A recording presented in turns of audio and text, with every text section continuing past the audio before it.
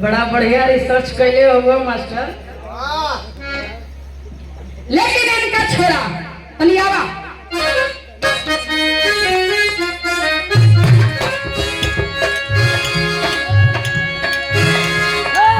अन्ना हरी वही अयोध्या, अन्ना हरी वही अयोध्या।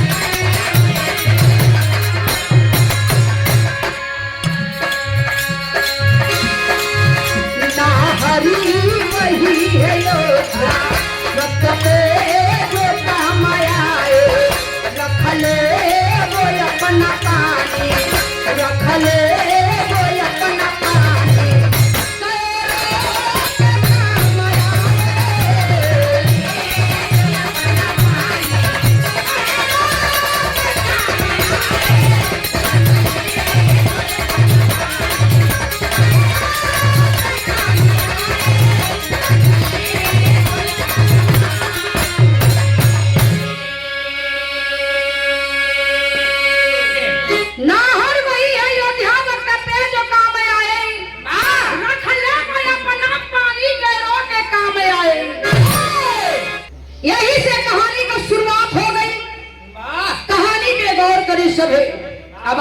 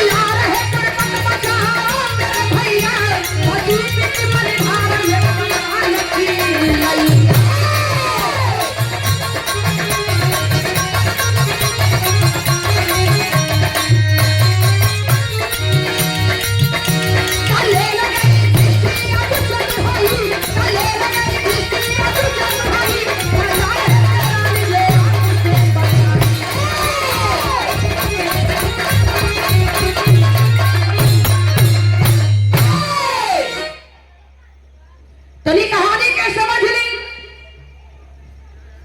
एक दिन दुर्योधन अपने राजमहल से निकलता है। सैर करते करते काफी आगे निकल गया। सोच रहा है यदि इतना दूर आई गए हैं तो क्यों न चल के नगर का बगीचा देख लो। नगर का बगीचा देखता है और देखते ही देखते काफी आगे निकल गया। सभी गंधर्व की निगाह उसी दुर्योधन पे टिकी है। देखते ही देखते दुर्योधन को पकड़ते हैं और लेके आकाश मार्ग से ऊपर चले जाते हैं। काफी ऊपर गया दुर्योधन, नीचे नजर पड़ती है तो नीचे कौन खड़े हैं? धनुधारी अर्जुन। वही से आवाज लगाता है, मेरी जान बचा लीजिए भैया, मेरी जान बचा लीजिए भैया अर्जुन। लेकिन अर्जुन सुनकर भी अनसुना कर देते हैं, देखकर भी अनदेखा कर देते हैं। यही आवाज युधिष्ठिर यानी कि धर्मराज के कानों में पड़ती है, दौड़ के जाते हैं अर्जुन के पास, कहते हैं अर्जुन जाओ जाके तुम दुर्योधन को बचाओ। अर्जुन का आत्मा किए भैया तू समझता हुआ है, ये नन के चाहे हम मारी चाहे कोई और मारी, लेकिन मारी तो हमारा दुश्मन है ना, कल की नहीं हम मारेंगे ठीक है, कोई और मारेगा तो अपने खानदान की तौहीन होगी। जाओ जाके तुम दुर्योधन को बचाओ। तब भाई का बात मान के अर्जुन धनुष बाण उठा ले रहा लेके चल लंते को गीत लगल मास्टर।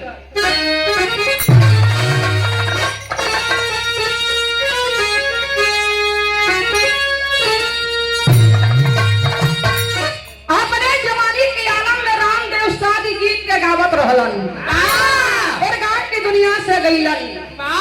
तू कब चलबू? अरे घरे हो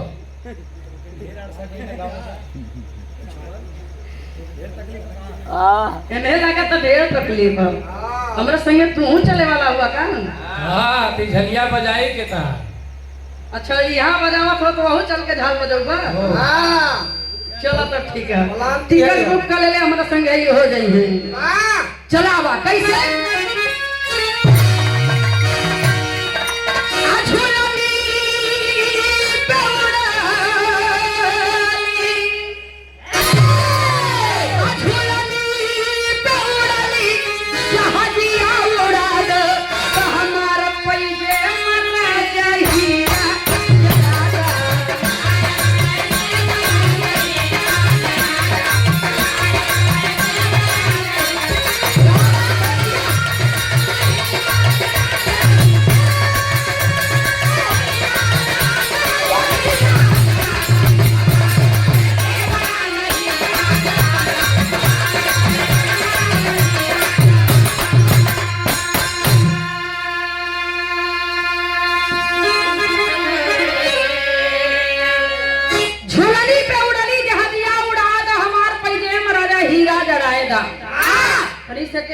लेकिन गीत के छोड़ा कनी भाव पे अब अर्जुन का कैला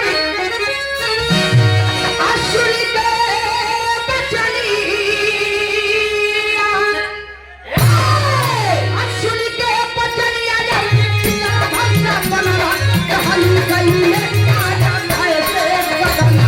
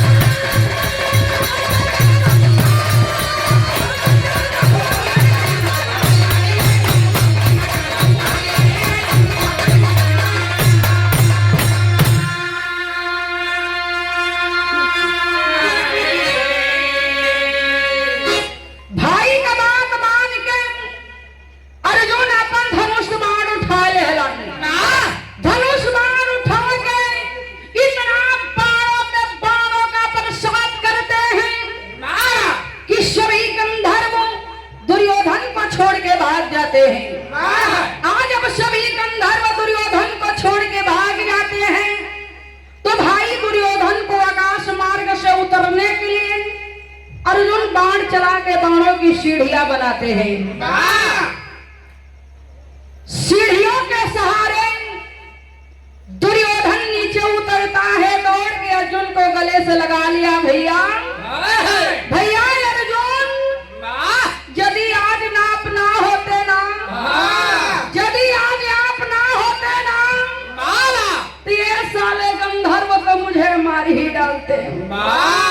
बगल वाले।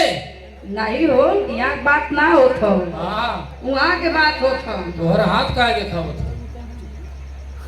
कहे आज मैं बहुत खुश हूँ, आज जो भी वरदान मांगोगे वो वरदान मिलेगा। तो दे देना चाहिए।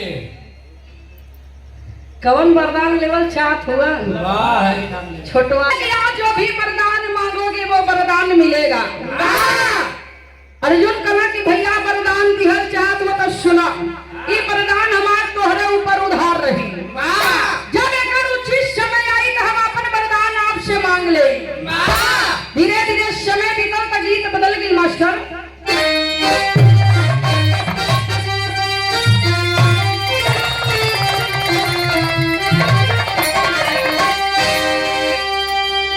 कोनो लड़का के कोनो लड़की से प्यार हो गयल बा, तब तक ठीक भाई। लेकिन प्यार एक तरफा हो गयल बा। लड़का प्यार करा तो लड़की के मन में ना है। यह तो गड़बड़ हो गई। तो एक दिन जाके अपने संगी से कहे, का कहे मास्टर? इच्छा पति लग सब छीन मुझसे मैं अनिया के।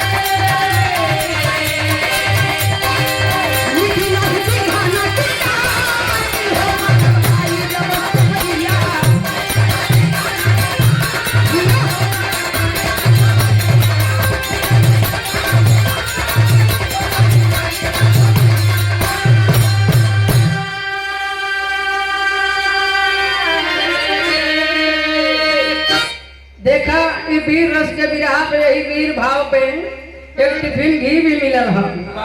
वो हमन बदे मिलल है। खा के गावे खातिर ना, एक एक खा के हमें गावे खातिर मिलल है। तो खा ले गावा। अर्जुन कहला कि ए भैया, अगर वरदान दिहल जहां हुआ तो सुना, ई वरदान हमार तोहरे ऊपर उधार रही। जब एकर उचित समय आई तो हम अपन वरदान आपसे मांग ले। धीरे धीरे समय बीतल, महाभारत में लड़ाई छिड़ गई। जब महाभारत में लड़ाई छिड़ गई तो गीत बदल गई मास्टर।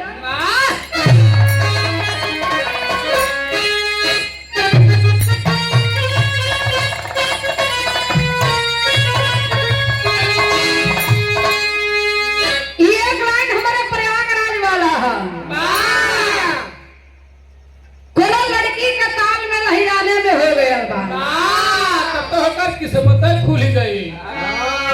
बारात आए में कहे हम जाइबे ना करे। काहे ना जाई बतावे।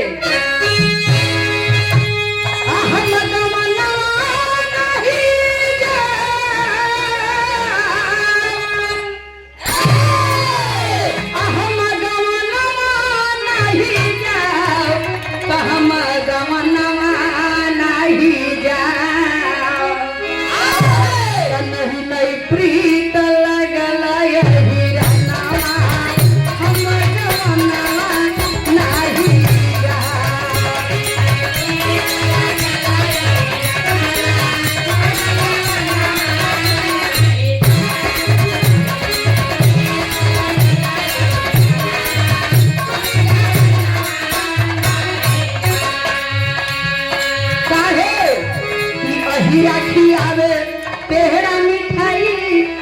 तई कखियो बिन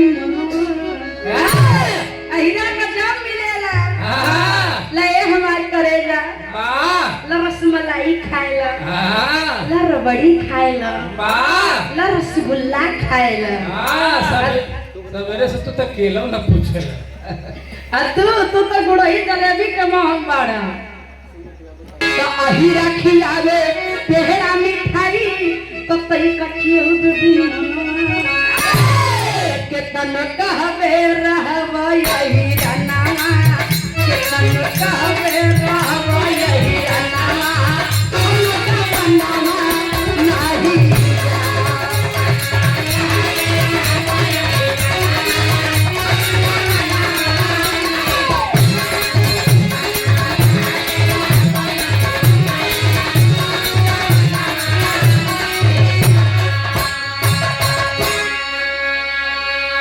देखा ये कि हमारा इलाहाबाद वाली है आ यही गीतिया के आप लगन के इधर पूर्वांचल में गावेलन कैसे मास्टर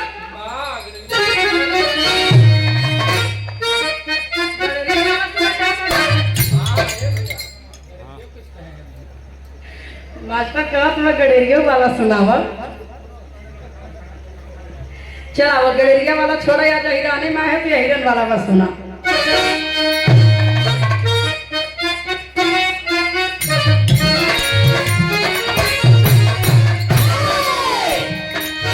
हम बनवा नहीं जा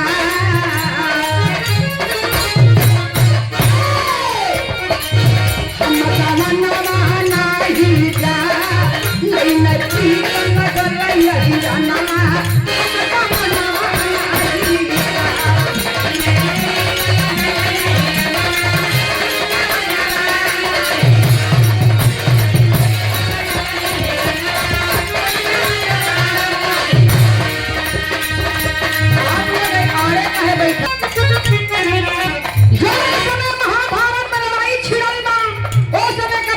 लिखत हमन कैसे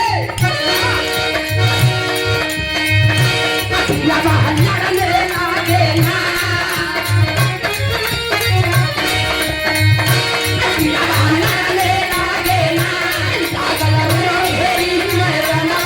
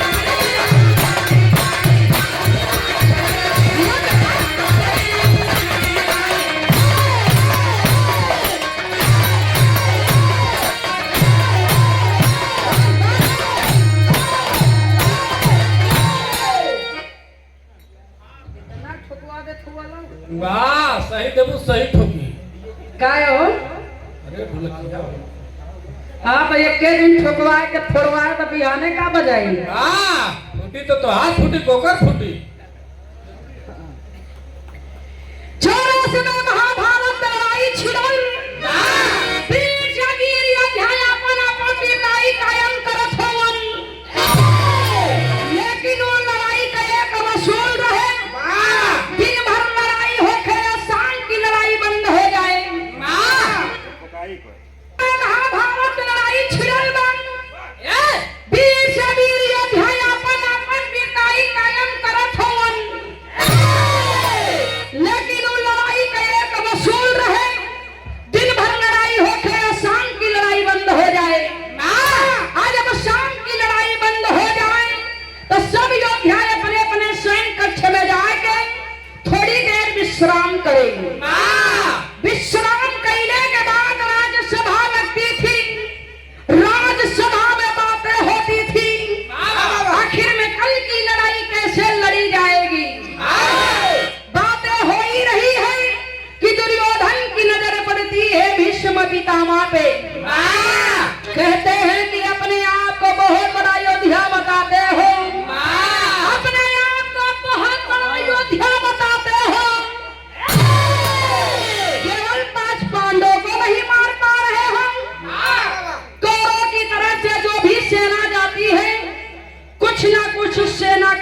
होके आती है, कुछ ना कुछ योद्धा कम होके आते हैं। 5 पांडवों की तरफ से ना ही सेना कम होती है और ना ही 5 पांडव कम हो रहे हैं। कहा जाला जितना गोली बारूद काम ना करेला ना, उतना एगो बतिया काम कर जाला।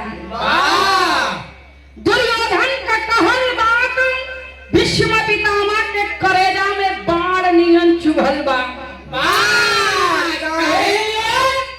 तीर नियन, गोली बारूद नियन। और कुछ बतावे के भाई? अरे ना भैया, ऐसे खोल के बता दिया। समझ गईला ना? बाण नियन चुभल, क्रोध में आके मियान से 5 बाण निकाल के वही जगह प्रण कैलन की यही 5 बाण से कल की लड़ाई रणभूमि में 5 पांडवों के समाप्त कर दी।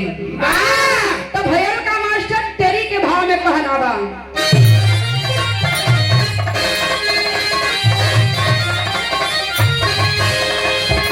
बुढ़ैया कने पानी पे चढ़े, बुढ़ैया कने पानी पे चढ़े, जंग में जागल बात करिया रे करिया करिया।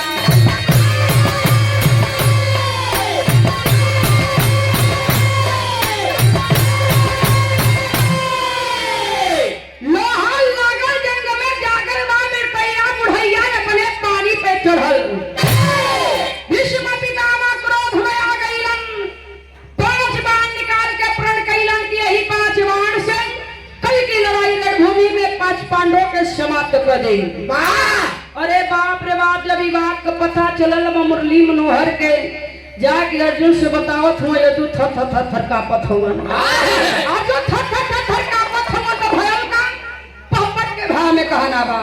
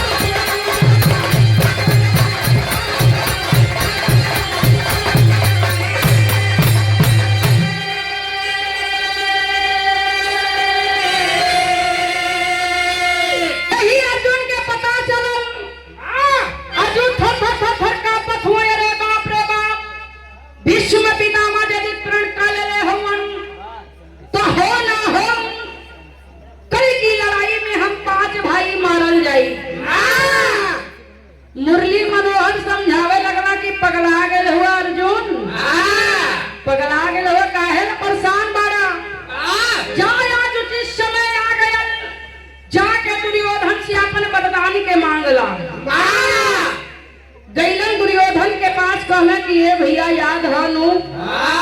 कहे याद है, मांगो क्या मांगना चाहते हो? कले कि ज्यादा कुछ नहीं, केवल एक दिन के लिए अपना राजवी वस्त्र मुझे दे दीजिए। एक दिन के लिए मुझे राजा बना दीजिए। दे दे राजवी वस्त्र, राजा बना देते हैं अर्जुन को। राजवी वस्त्र पहन के राजा के भेष पितामह के पास कहला कि ये दादा का है बुढ़ौती में परेशान होत हुआ, ऐसा कर है पांचों बार तू हमें दे दा, कल की लड़ाई रणभूमि में 5 पांडवों के हम समाप्त कर देंगे। अब उन्हें क्या पता कि अर्जुन हमको दुर्योधन, अर्जुन के दुर्योधन समझ के पांचों बाण के दे देलन। यही दूसरे दिन लड़ाई रणभूमि में पता चलल बा त भयल का मिर्जापुरी चौलर के भाव में कहना बा।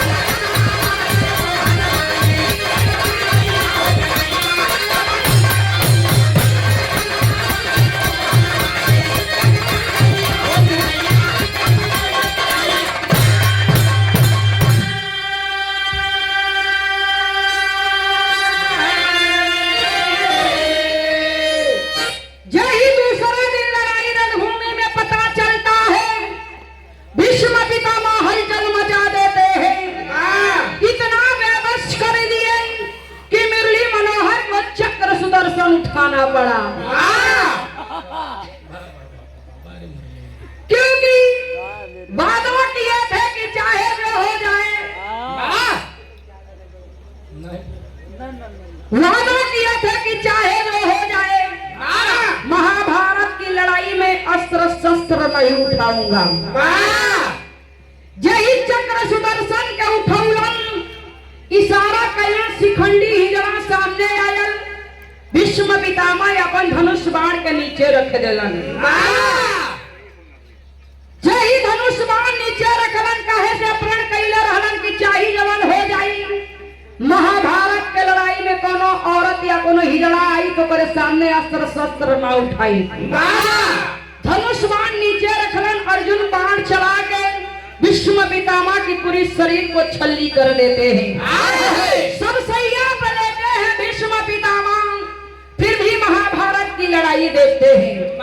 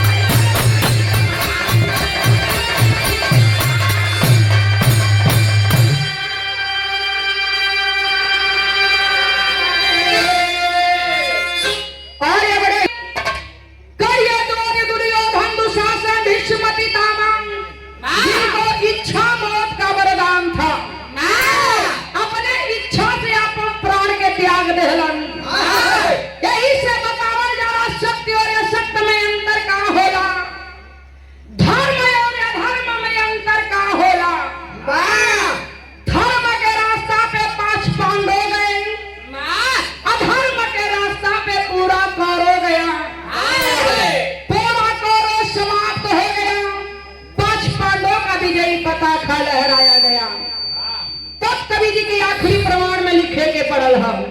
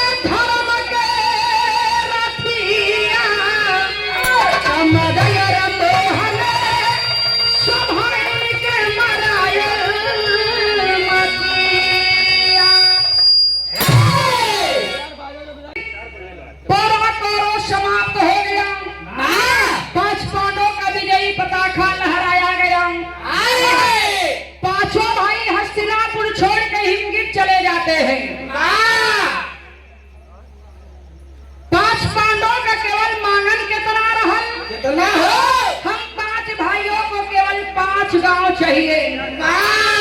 अभिमानी कौरव दुर्योधन कहता है कि सुई के नोक बराबर जगह नहीं दूंगा, 5 गांव तो बहुत बड़ी बात है। जो कारण महाभारत हो गया, वही महाभारत के लड़ाई में पूरा कौरव समाप्त हो गया। धृतराष्ट्र के 100 औलाद, लेकिन कुल में कोई दिया जलावे वाला भी ना बचल। आखिरी में परीक्षित के पूरा राजपाठ दे के धर्मराज रानी द्रौपदी को लेके स्वर्ग में चल गई। तब आखिरी प्रमाण में गुरु घराने का परिचय कहना बा।